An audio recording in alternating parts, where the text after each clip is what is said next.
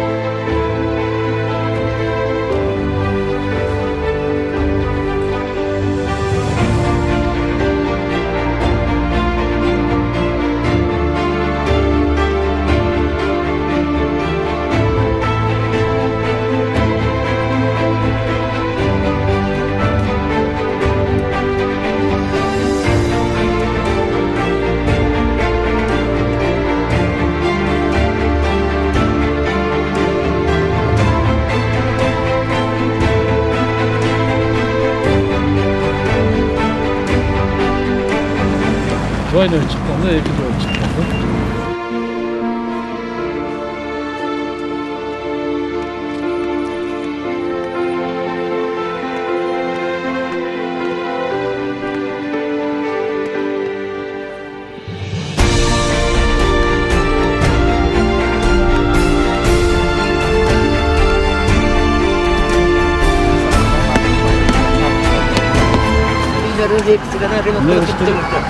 Şu kızıl topraklı tavuk başkanda özü, detski plasatka yok.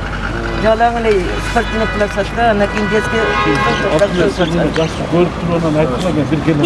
Жазыңыз осыны. Мен дағы елі сержеп мұғалым істеген Өзінше келен аз daha başka күйігі бұшы жақсы мұнарға скамейкаларды оңдатып қойдым. Бірақ немен төп бермеді. Бұлар әзеке бұран қылын. Мен өзімше келем көріп анан. Келіңіз осыға интернет. Сіздер өзіңер бұнда еме қылсаңар, қандай бір проект аяқтатсаңар біз 50%-іміз береміз. Домда жашағандардан да сұраш керек та. Сіздер бір бұлай балдар игральный площадка жасатайлы 50%-іміз береді, 50% мен мерменен сөйлесіп мереден алайын.